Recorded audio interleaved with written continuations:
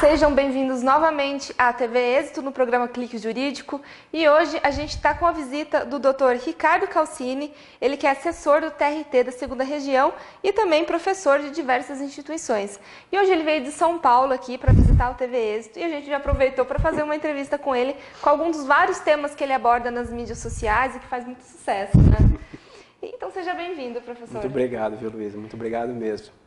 Hoje a gente vai tratar de um tema muito atual, especialmente aqui no Vale do Paraíba, que é essa situação de crise, que gera algumas situações, principalmente nas empresas, que é o layoff e as demissões em massa, também a terceirização, né? Como que essa crise econômica que o Brasil está vivenciando agora influencia nesse cenário e também influencia o trabalho do advogado, né? Então, doutor, como que a Justiça do Trabalho tem enfrentado, como está enfrentando essa situação de crise? Bom, Luísa, muito obrigado pelo convite, então, aqui à TV Êxito, né? Fico muito feliz de estar aqui com os senhores aqui no dia de hoje.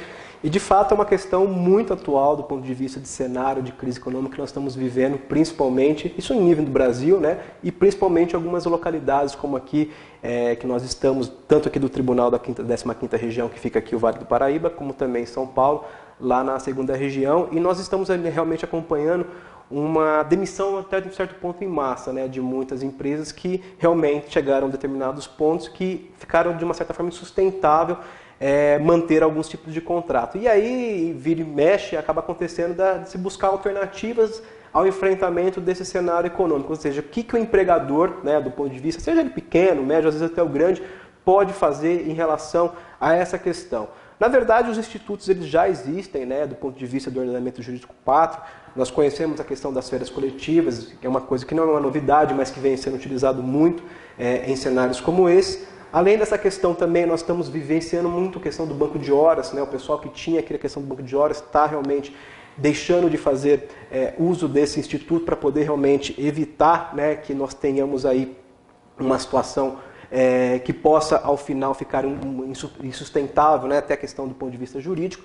E mais recentemente, do ponto de vista do layoff, né, essa questão do layoff que foi muito, na verdade, debatida, isso na questão aí, das mídias como um todo, principalmente aí na televisão, que na verdade é um instituto que já existe na CLT, está lá no 476A da CLT, e que é uma hipótese realmente de suspensão do contrato. Então, muitas montadoras, principalmente aqui na região do Vale do Paraíba, acabaram realmente usando desse instituto, vem utilizando mais uma vez, porque não é vedado, né, a sua utilização, né, por uma única vez, porque na verdade existe um prazo legal para que isso possa acontecer.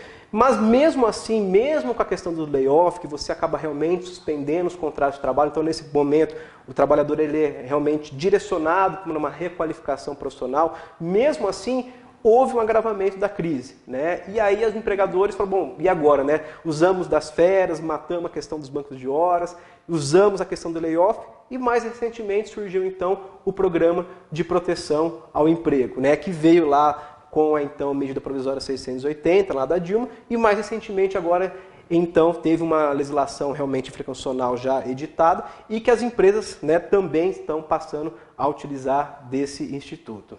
São dois lados, né? O lado da empresa e o lado do funcionário. Exatamente. E quais são os instrumentos que essas partes podem utilizar para enfrentar essa crise? Pois do ponto de vista profissional, do lado do trabalhador, a atuação do sindicato acaba realmente tendo uma importância muito grande nesse cenário. Por quê? Toda negociação coletiva, é claro que o layoff não vai se furtar isso, o programa de proteção ao emprego da mesma forma, então toda negociação coletiva prescinde realmente da atuação necessária da entidade sindical. Então, do ponto de vista do trabalhador, cabe a ele, seja numa empresa pequena, numa médio porte, enfim, buscar realmente o seu sindicato, né, representativo daquela categoria para que ele possa vir a conversar com aquela empresa para que possa, então, instituir aquilo que nós chamamos de acordo coletivo específico, né, para que, então, possa essas medidas realmente serem implementadas dentro da empresa, de modo que não haja a necessária, né, no caso o necessário rompimento do contrato de trabalho e, ao mesmo tempo, o empregador possa, então, ter um pouquinho mais de fôlego, né, mais de tempo, para que, então, havendo uma melhora na situação econômica, ele possa então, ali, houve uma demanda maior, que se Deus quiser que a gente acaba torcendo, ele possa contar com o seu quadro de funcionários para que então possa novamente ter essa retomada nos empregos propriamente dito. Então, tanto do empregado, tanto do empregador, é isso que se busca, uma negociação, um diálogo maior, e isso, claro, também com a necessária intervenção do sindicato, no caso. Esse é um tema muito comum no nosso dia a dia. A gente vê muito nos jornais, a gente vê nas revistas abordando esse assunto, enfim, a imprensa de uma forma em geral. Mas e nos concursos públicos, no exame da OAB, esse também é um tema que está sendo abordado? Pois é, eu até acho que o examinador, que a gente brinca, ele fica atento. É claro, o concurseiro hoje, lógico que ele se baseia naquilo que o edital acaba trazendo, para as suas provas, principalmente a questão dos objetivas, mas é claro que o examinador está atento à realidade e se espera-se realmente muito disso, que ele esteja atento à dinâmica que o país está vivenciando, principalmente nas provas. Então, no caso aqui, nós vamos tratar aqui das relações trabalhistas e sindicais. Muitas questões já foram objeto e vão continuar sendo objeto de discussão nessas provas. Por quê? É claro que aquelas perguntas tradicionais, elas nunca vão deixar de existir. Porém, como a questão enfática hoje envolvendo negociação coletiva, a questão aí da suspensão do contrato de trabalho que nós estamos aqui a tratar, o examinador ele está atento e vem perguntando isso tanto na questão das provas objetivas quanto na questão das provas dissertativas. Então, o candidato ele tem que realmente estar atento. Eu vou te dar um exemplo que é do dia a dia, há mais ou menos uns 3 meses, mais ou menos 4 meses atrás, quando foi realizada a prova para concurso de juiz em São Paulo, o concurso que inclusive está se encerrando lá no Tribunal da 2ª Região, eu tive a felicidade de escrever um texto justamente sobre o layoff, que era um tema da moda que nós estamos aqui a tratar. Você veja que não é um tema que se esgotou lá atrás, ele vem realmente com os seus respectivos caminhos.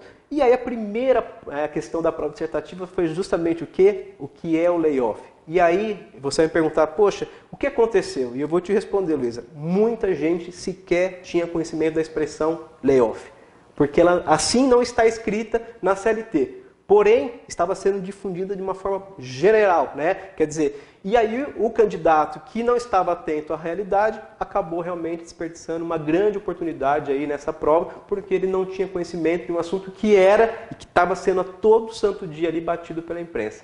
Então é um exemplo prático que eu coloco que realmente o colega que está ali, prestando OAB, concursos públicos no modo geral, ele tem que realmente estar atento em relação a isso. Tem que estar atualizado. Exatamente. Tem que ler jornal. Exatamente. E para o advogado, o que ele precisa saber para atender o cliente dele que está passando por uma situação como essa? Pois é, o advogado, eu já fui advogado também, minha mulher é advogada, tenho muitos amigos na advocacia, o que a gente vem acompanhando é o seguinte, aquelas questões tradicionais, lógico, elas sempre vão ter as suas respectivas importâncias. Só que a dinâmica que nós estamos vivenciando, principalmente nas relações trabalhistas sindicais, vem apresentando um cenário diferente daquilo que existia até então. Então, nesse caso, cabe ao advogado estar atualizado. Atualizado em que ponto? Não só do ponto de vista legislativo, porque é lógico que é até quase impossível para nós, professores, estar ali todo dia acompanhando o que mudou, em termos de ponto de vista de decreto, de lei, uma série de coisas. Mas principalmente da jurisprudência.